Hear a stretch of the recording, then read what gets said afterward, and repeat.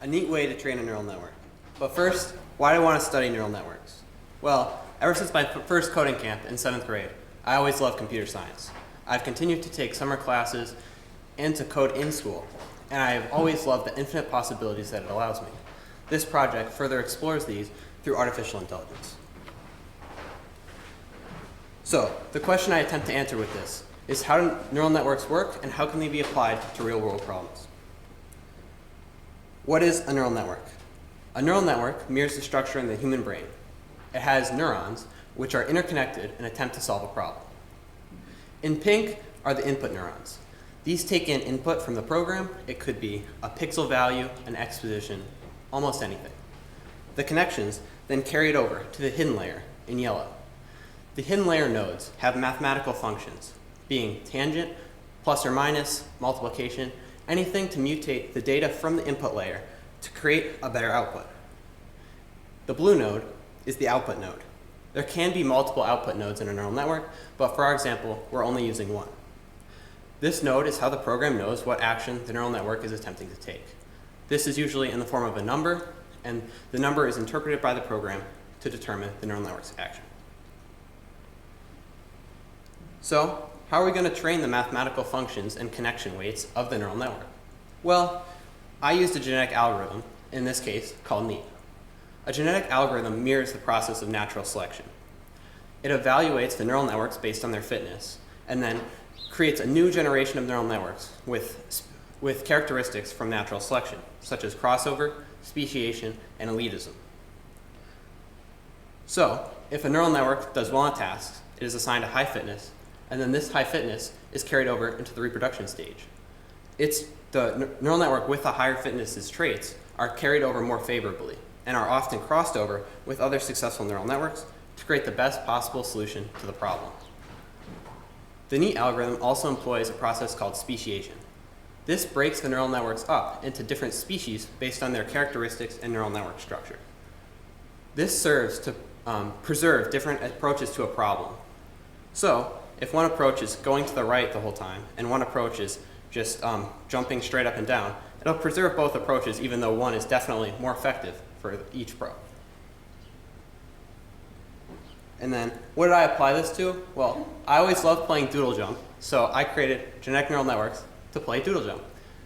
So, Doodle Jump, if you don't know it, is a very simple game. You are this little guy, and you just try to jump onto the platforms and stay alive as long as possible. The longer you stay alive, the more you maximize your score. So, how are we going to apply neural networks and the genetic algorithm to Doodle Jump? Well, first we need input neurons, output neurons, and fitness. For input neurons, I found the most effective combination is the exposition of the platform and the exposition of the little guy. Turns out you do not need the Y position of the closest platform or the Y position of the guy because the guy only needs to know it is above a platform. It does not need to know the distance between the platform and itself. For output neurons, we only need one, movement direction. So, if the value is below 0.5, the little guy moves to the left. If it's above 0.5, he moves to the right. There's no need for it to not move at all, as it can just toggle left and right every frame to the same effect. Then, we also need to determine the fitness of a neural network. This is fairly easy because Doodle Jump has a score function already, so it's the score a neural network achieves is its fitness. However, we also want to encourage various successful behaviors with neural networks. So, we're going to use the number of super jumps as part of its fitness calculation. A super jump is when the character jumps into the direct middle of a platform, and it gives it much more velocity than jumping on the edge. This is obviously an important characteristic as it allows it to achieve higher score quicker, and it reduces the chances that it falls off the platform. So, after 100 generations of training, here is an example neural network. As I described before, the neural network has two input nodes, which are the gray boxes, the exposition of the player and the exposition of the closest platform. This data is then fed through a neural network. The hidden layer nodes are in white, and then all the connections then go all the way to the output node in blue. So the weighting weight, or the connection weight, is the darkness of the line. And then if the line is green, it's a positive connection. And if the line is red, it's a negative connection. So all that is trained through the process of the genetic algorithm. And I did not have to do anything with that at all. Okay, so here are some videos of the neural networks training.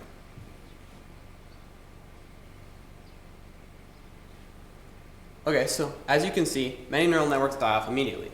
This causes them to have extremely low fitness, and thus the genetic algorithm does not favor these characteristics in the next generation. However, some neural networks survive. They continuously gain more fitness than the others, and thus their traits are passed on more favorably. They are doing quite well. They're continuously hitting super jumps, and they are surviving a fairly long time, though this one does die fairly soon after the video ends. Now that brings us to the solution.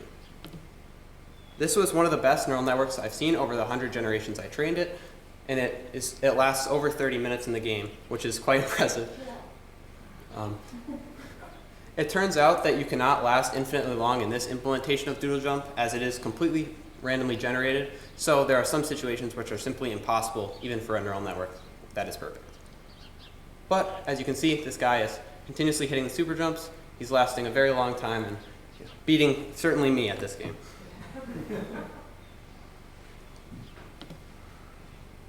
Okay, so here are some graphs of the training over the 100 generations. So in red is the best fitness of a neural network in the generation. So the peaks are what I would call solutions to the problem, as they received 13,500-ish fitness, which is a very, very long time.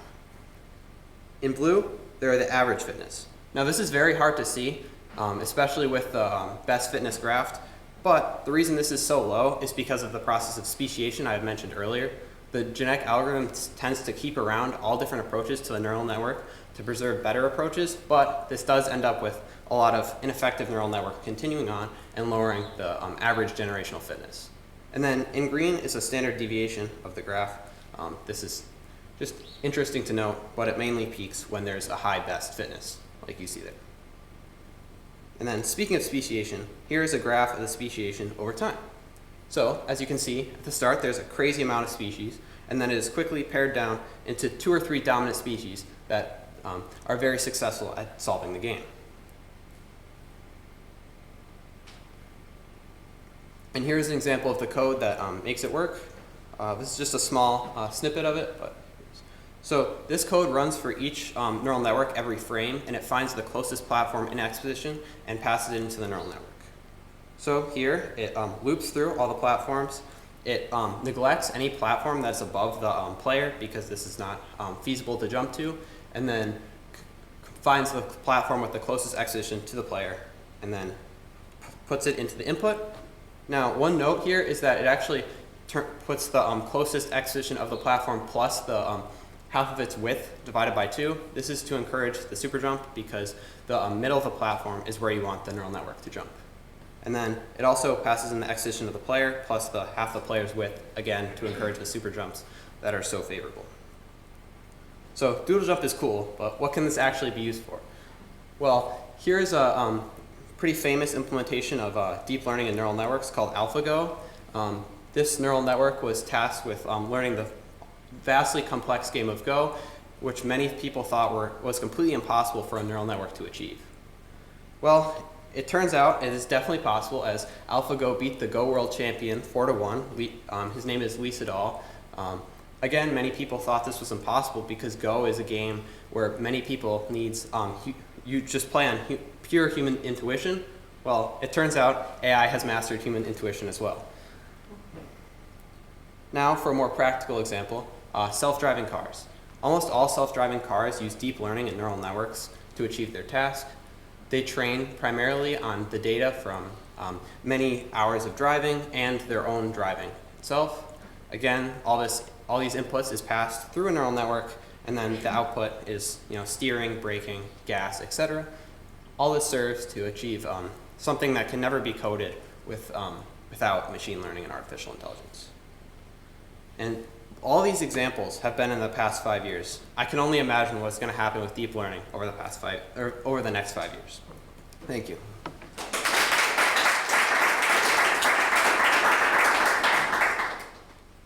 Any questions? Yeah. The genetic learning algorithm, did you program it, or was that simply a package that you? Oh, I used a package. It's a lot of linear algebra and stuff, so I was not capable of doing that. And are there a bunch of different ones to choose from? I think there are multiple, but neat was the primary one, so I just used that.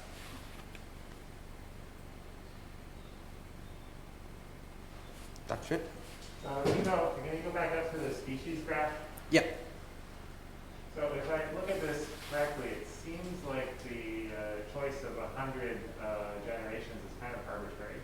Yeah. Like if I'd stopped at 60 or 80, I might get a completely different answer. So how do you know that 100 is like the best number? It turns out you don't. Okay. Especially like if you look at this graph, you're only looking for like one neural network that solves it. You're not looking for like 100. So like I would say we could have easily stopped at 40 or so generations, and that would have been a perfect solution. But I trained it for 100 to see the like graphs over time. So if we go back to the species graph, right? Which species is the one? So it looks like 40 generations has the best solution, right? Which one of those colors is the best solution species? It is hard to tell, but I would. I'm pretty sure it's the one with at the very bottom in dark blue, just because it has such a big expansion after the like 39th generation. But and it dies out at 69 or 71, right? yeah, it's Why does that happen? the wonderful world of neural networks. Well, a big part of this game, and especially why neural networks is hard, is they're actually competing against each other. So like if a neural network gets lucky and hits a super jump before any of the other ones, it like can kill off all the other ones. So that's a big reason why many of the successful species die off. But also, this could have just had a small like mutation and then turned into one of the other species, but it has like similar characteristics. So, sort of a related question, Frannie, would there be a possibility of taking a snapshot of the parameters of that 39th generation, the really successful one? Because then it solved it, like that sort of was the answer, you know, and halting the game there when it's been solved, rather than going over to 100 generations. Yeah, so I actually saved the best neural network from each like session of training. So I think, if I'm not mistaken, this the neural network I showed earlier is that neural network. And also, there's a fitness threshold that you can set in Neat, which makes it so that after it hits a certain fitness value, it just stops. So.